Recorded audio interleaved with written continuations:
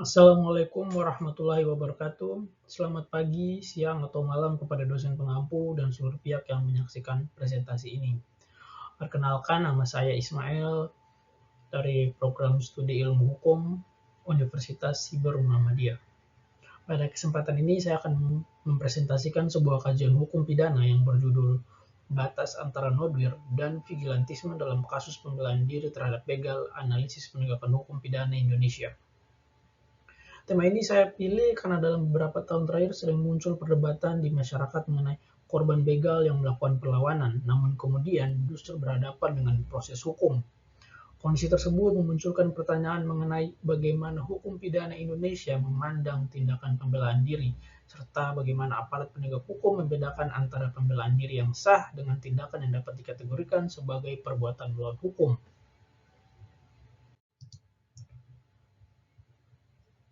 Indonesia merupakan negara hukum yang menjamin perlindungan terhadap setiap warga negara. Salah satu bentuk perlindungan tersebut adalah perlindungan terhadap hak hidup, hak atas keamanan, dan hak untuk mempertahankan diri dari serangan yang melawan hukum.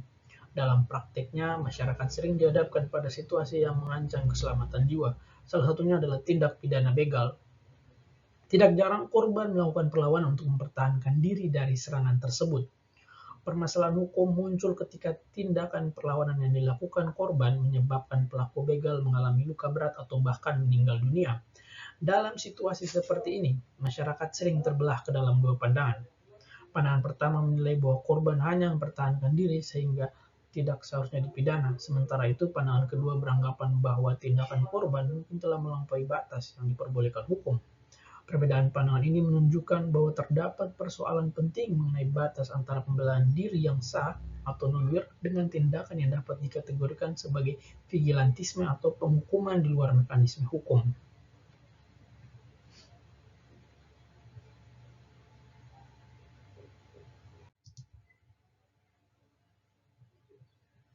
Berdasarkan latar belakang yang telah dijelaskan sebelumnya, terdapat 4 rumusan masalah yang saya angkat pada topik kali ini. Pertama, bagaimana konsep nonwir itu sendiri? Kedua, bagaimana konsep vigilantisme dipahami dalam perspektif hukum. Dan yang ketiga, bagaimana membedakan kedua konsep tersebut dalam prakteknya. Dan keempat, bagaimana penegakan hukum pidana Indonesia menerapkan konsep tersebut pada kasus-kasus pembelaan diri terhadap begal. Presentasi ini bertujuan menjelaskan konsep nodwir sebagai salah satu alasan pembenar dalam hukum pidana Indonesia. Selain itu, presentasi ini juga bertujuan menjelaskan apa konsep vigilantisme dan membedakannya dari tindakan pembelaan diri yang sah menurut hukum. Selanjutnya saya akan menganalisis dua kasus nyata yang pernah terjadi di Indonesia untuk melihat bagaimana aparat penegak hukum menerapkan konsep tersebut dalam prakteknya. Pada akhirnya, pembahasan ini diharapkan dapat memberikan gambaran mengenai tantangan yang dihadapi penegak hukum dalam menilai tindakan pembelaan diri terhadap pelaku begal.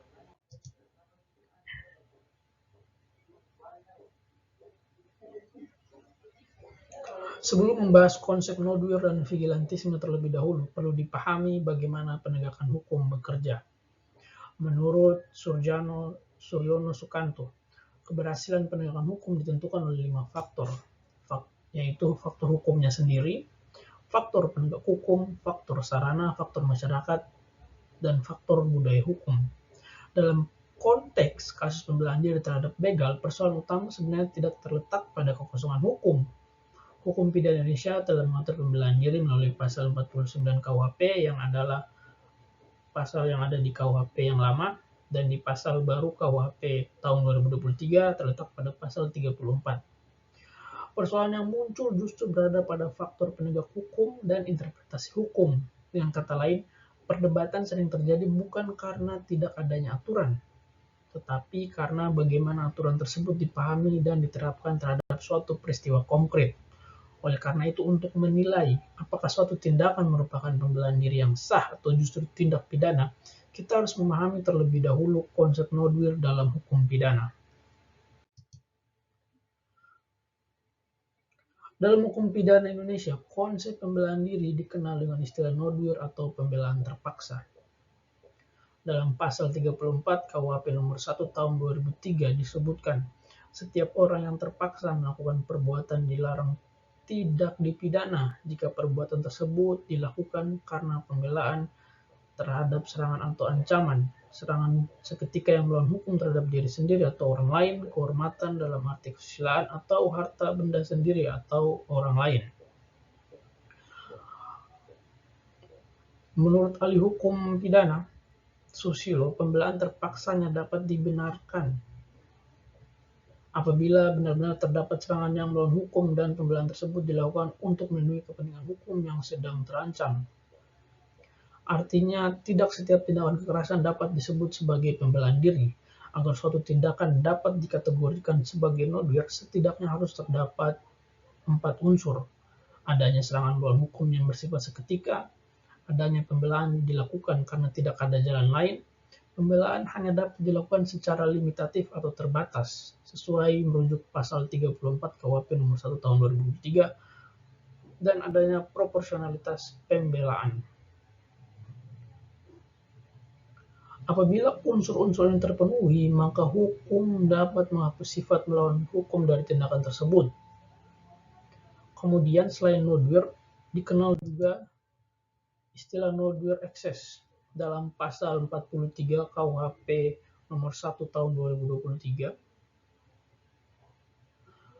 Berbunyi, setiap orang yang melakukan pembelaan terpaksa yang melampaui batas langsung disebabkan oleh kegoncangan jiwa yang hebat karena serangan atau ancaman serangan seketika yang melawan hukum tidak dipidana. Dalam pasal ini terdapat 3 unsur pasal. Unsur pertama adalah unsur pembelaan yang melampaui batas. Yang kedua, adanya keguncangan jiwa. Dan yang ketiga, hubungan kausal langsung, di mana adanya guncangan psikologis yang sebagai akibat langsung dari serangan tersebut. Di sini yang membedakan nodwir dan nodwir eksis di pengadilan adalah nodwir itu sebagai alasan pembenar dan perlawanan yang dilakukan itu secara proporsional. Dia berbeda dengan nodwir eksis sebagai alasan pemaaf, di mana perlawanan yang dilakukan tidak proporsional karena berlebihan, namun dimaafkan karena adanya guncangan psikologis seketika. Jika nodwir berfokus pada pembelaan yang masih berada dalam batas yang diperlukan, maka nodwir eksis mengakui bahwa dalam situasi tertentu seseorang dapat melakukan pembelaan yang melampaui batas akibat tekanan psikologis yang sangat kuat. Menurut Pompe sendiri, nodwir eksis terjadi ketika pelaku kehilangan keseimbangan emosional akibat serangan yang sedang dihadapinya, sehingga tidak lagi mampu bertindak secara rasional sebagaimana orang pada keadaan normal. Konsep ini penting karena dalam praktek, korban kejahatan seringkali tidak memiliki waktu untuk melakukan pertimbangan hukum secara tenang ketika nyawanya atau harta bendanya sedang terancam.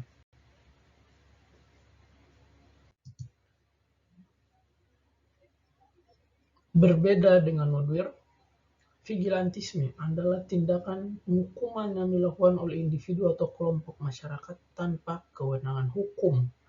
Dalam negara hukum, kewenangan untuk menyelidiki, mengadili, dan menghukum seseorang berada pada negara melalui aparat penegak hukum dan lembaga peradilan yang resmi.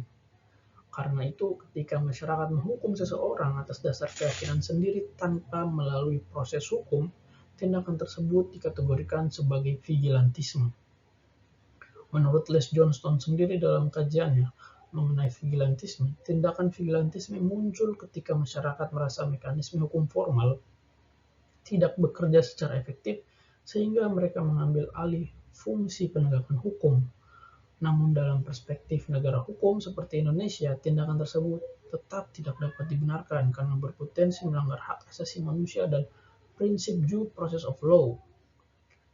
Vigilantisme sendiri dalam KUHP tahun 2023 salah satunya terdapat pada pasal 466 mengenai tindak pidana penganiayaan yang mengatur sanksi bagi setiap orang yang melakukan penganiayaan atau kekerasan fisik yang mengakibatkan luka atau penderitaan pada orang lain. Kemudian terdapat pasal 262 perihal tindak pidana kekerasan terhadap orang atau barang secara bersama-sama atau melakukan pengeroyokan.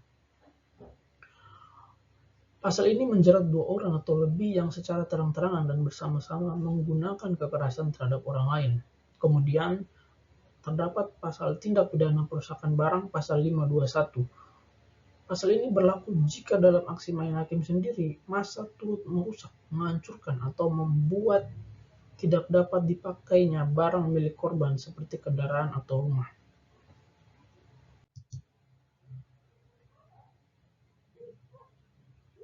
Nodwir dan vigilantisme sendiri mempunyai perbedaan yang sangat mendasar.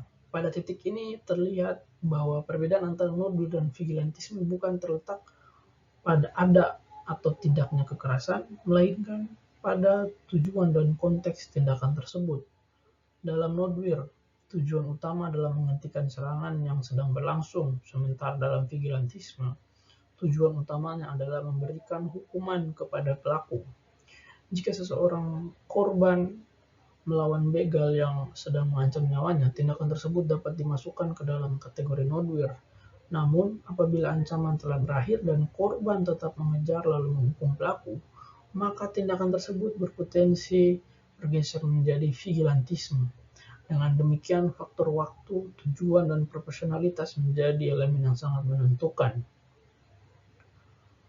Perbedaan antara nodwir dan vigilantisme sendiri, di mana nodwir sebagai pembelaan terpaksa merupakan alasan pembenar yang diakui dalam sistem peradilan pidana seperti pasal 34 KUHP. Jika syarat-syaratnya terpenuhi, tindakan tersebut bukan merupakan tindak pidana dan pelakunya tidak dapat dipidana. Sedangkan vigilantisme atau tindakan main hakim sendiri merupakan perbuatan melawan hukum. Mengadili atau menghukum seseorang di luar proses pengadilan resmi adalah tindakan kriminal yang dapat dihukum, misalnya dengan pasal pengeroyokan atau penganiayaan.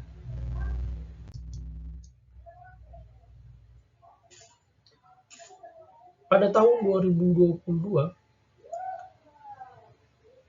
di Lombok Tengah ada kasus Amak Sinta.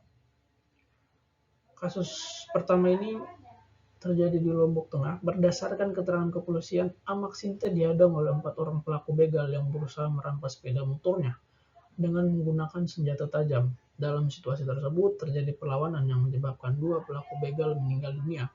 Pada tahap awal penyidikan, Amak Sinta sempat ditetapkan sebagai tersangka. Jika dianalisis menggunakan pasal 34 KUHP, terdapat beberapa unsur yang tampak terpenuhi. Pertama, terdapat serangan yang nyata. Kedua, serangan tersebut melawan hukum. Ketiga, ancaman terjadi secara langsung. Keempat, korban berada dalam posisi yang terancam karena menghadapi 4 pelaku sekaligus. Persoalan yang kemudian didebatkan adalah apakah tindakan dilakukan korban masih berada dalam batas yang proporsional. Kasus ini menunjukkan bahwa penilaian terhadap unsur proporsionalitas sering menjadi titik paling sulit dalam penerapan kasus nodwir. Kasus ini akhirnya dihentikan dengan Polda NTB mengeluarkan SP3 karena tindakan Amak Sinta terbukti murni sebagai pembelaan diri yang sah menurut KUHP. Kemudian analisis kasus kedua, kasus yang terjadi di Deli Serdang tahun 2021. Korban berinisial D atau Dedi Irwanto dihentikan oleh sekelompok pelaku begal yang berusaha merampas sepeda motornya. Dalam peristiwa tersebut terjadi perlawanan yang menyebabkan salah satu pelaku meninggal dunia. Korban kemudian ditetapkan sebagai tersangka meskipun tidak ditahan dan hanya diwajibkan lapor. Ketika pembegalan terjadi, Didi Irwanto sempat dipukul dan mempertahankan ponsel serta kendaraannya. Demi membela diri dari penolakan tersebut, Dedi menikam salah satu pelaku begal bernama RZ menggunakan pisau kecil hingga tewas di tempat, sementara 3 pelaku lainnya langsung melarikan diri. Setelah sempat panik dan pulang ke rumah, Dedi bersama orang tua dan kuasa hukumnya secara kooperatif menyerahkan diri ke Polsek Sunggal. Polsek Sunggal menetapkan Dedi sebagai tersangka berdasarkan pasal 351 ayat 3 KUHP yang lama dengan alasan hukum formal harus tetap diuji, namun ia tidak ditahan karena dinilai sangat kooperatif. Akibat polemik besar di masyarakat, Polda Sumatera Utara langsung mengambil alih kasus ini untuk memastikan keadilan bagi Dedi sebagai korban begal serta mengejar 3 pelaku lain yang masih buron. Jika dilihat dari sudut pandang hukum pidana, kasus ini memiliki karakteristik yang mirip dengan kasus pertama, kasus Amak Sinta. Keduanya sama-sama melibatkan korban yang menghadapi serangan melawan hukum. Keduanya sama-sama melakukan tindakan pembelaan. Dan keduanya sama-sama menimbulkan akibat berupa kematian pelaku. Hal ini menunjukkan bahwa persoalan utama bukan terletak pada keberadaan serangan, melainkan pada bagaimana aparat menilai batas-batas pembelaan yang diperbolehkan hukum.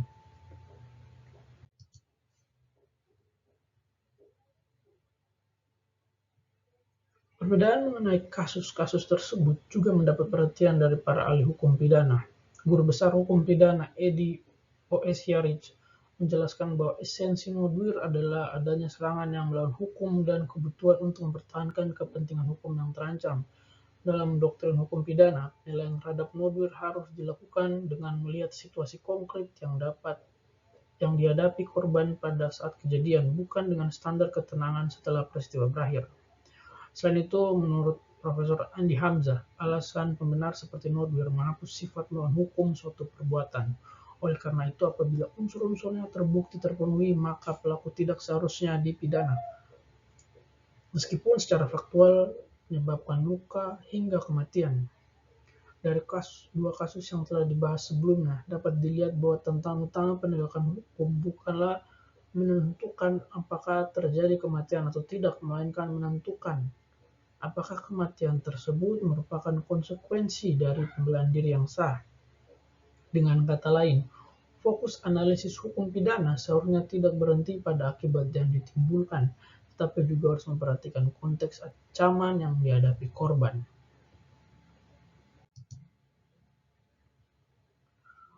Pembahasan mengenai Nodwir tidak hanya penting bagi aparat penegak hukum, tetapi juga penting bagi masyarakat.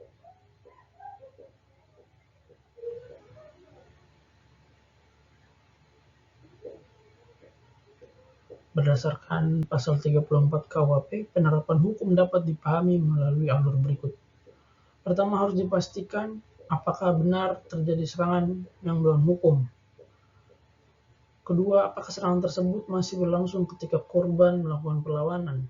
Jika jawabannya iya, maka tindakan korban dapat dianalisis sebagai Nodwir sepanjang dilakukan secara proporsional. Sebaliknya, apabila ancaman telah berakhir namun korban tetap melakukan penghukuman, maka tindakan tersebut berpotensi bergeser menjadi vigilantisme. Oleh karena itu, hukum pidana Indonesia pada dasarnya tidak melarang masyarakat mempertahankan diri. Yang dilarang adalah mengambil alih fungsi negara untuk menghukum pelaku setelah ancaman berakhir.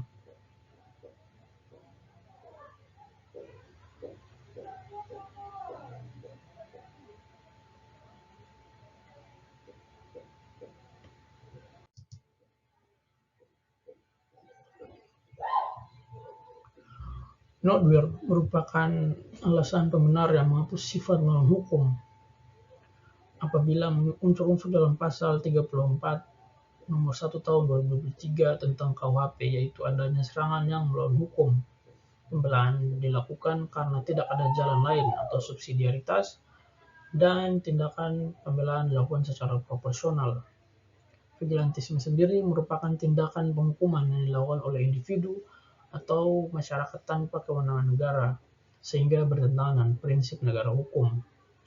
Berdasarkan analisis kasus Amak, Sinta, dan kasus Deli Serdang, persoalan utama bukan terletak pada akibat berupa kematian pelaku, melainkan pada penilaian terhadap unsur-unsur pembelaan diri, sebagaimana diatur dalam pasal 34 KUHP 2023. Berdasarkan seluruh pembahasan yang telah dipaparkan sebelumnya, dapat ditarik 3 kesimpulan utama. Pertama, hukum pidana Indonesia pada dasarnya memberikan perlindungan kepada setiap orang untuk mempertahankan diri dari serangan yang melawan hukum melalui konsep Nodwir sebagaimana diatur dalam pasal 34 Undang-Undang Nomor 1 Tahun 2023 tentang Kitab Undang-Undang Hukum Pidana. Namun, perlindungan tersebut bukanlah hak yang tanpa batas. Suatu tindakan hanya dapat dibenarkan apabila memenuhi unsur-unsur pembelaan terpaksa, yaitu adanya serangan yang melawan hukum, pembelaan dilakukan karena tidak terdapat alternatif lain, serta tindakan dilakukan tetap berada dalam batas proporsional. Kedua, Nodwir memiliki karakter yang berbeda dengan vigilantisme. Pembelaan diri bertujuan menghentikan serangan yang sedang berlangsung, sedangkan vigilantisme bertujuan menghukum pelaku di luar mekanisme hukum yang sah. Oleh karena itu, kedua konsep tersebut tidak dapat disamakan meskipun sama-sama melibatkan penggunaan kekerasan. Terakhir, melalui analisis terhadap kasus Amak, Sinta, dan kasus Deli Serdang tahun 2021, dapat dilihat bahwa tantangan utama penegakan hukum bukan sekadar menentukan ada atau tidaknya tindak pidana, melainkan melakukan penilaian hukum secara tepat terhadap unsur-unsur nodwir. Dengan demikian, kualitas penegakan hukum tidak hanya ditentukan oleh penerapan norma secara tekstual, tetapi juga oleh kemampuan melakukan interpretasi hukum terhadap fakta yang terjadi di lapangan. Berdasarkan hasil pembahasan tersebut, terdapat beberapa rekomendasi yang dapat saya sampaikan. Pertama, bagi aparat penegak hukum, diperlukan peningkatan pemahaman terhadap penerapan pasal 34 KUHP, khususnya mengenai asas subsidiaritas dan proporsionalitas. Pemahaman yang seragam akan membantu menciptakan kepastian hukum dan penanganan kasus pembelaan diri. Kedua, diperlukan pedoman yang lebih komprehensif dalam proses penyidikan terhadap kasus yang mengandung unsur nodwir. Pedoman tersebut diharapkan dapat membantu penyidik dalam melakukan penilaian hukum secara lebih objektif sebelum menetapkan status hukum seseorang. Ketiga, bagi masyarakat penting untuk memahami bahwa hukum mengakui hak untuk membela diri tetapi tidak memberikan kewenangan untuk menjatuhkan hukuman kepada pelaku. Dengan demikian, masyarakat dapat melindungi dirinya tanpa melanggar prinsip-prinsip hukum pidana. Keempat, bagi kalangan akademisi, kajian mengenai pembelaan terpaksa masih perlu terus dikembangkan, khususnya mengenai parameter proporsionalitas dalam praktek peradilan pidana Indonesia. Hal ini penting agar perkembangan doktrin hukum dapat memberikan kontribusi terhadap terciptanya penegakan hukum yang lebih konsisten. Sebagai penutup, saya ingin menegaskan bahwa tujuan utama hukum pidana bukan hanya memberikan sanksi kepada pelaku kejahatan, tetapi juga memberikan perlindungan terhadap setiap warga negara. Kasus nodwir merupakan bentuk perlindungan hukum terhadap seseorang yang berada dalam keadaan terpaksa untuk mempertahankan diri. Namun, perlindungan tersebut harus tetap ditempatkan dalam kerangka negara hukum sehingga tidak berubah menjadi tindakan penghukuman di luar proses pengadilan. Oleh karena itu, batas antara nodwir dan vigilantisme harus dipahami secara tepat, baik oleh aparat penegak hukum maupun oleh masyarakat. Penegakan hukum yang baik bukan hanya tercermin dari kemampuan menjatuhkan pidana kepada pelaku kejahatan, tetapi juga dari kemampuan memberikan perlindungan hukum kepada orang yang menggunakan haknya untuk membela diri secara sah. Dengan demikian, presentasi yang dapat saya sampaikan. Terima kasih atas perhatiannya, serta Surya yang telah menyimak presentasi ini. Assalamualaikum warahmatullahi wabarakatuh.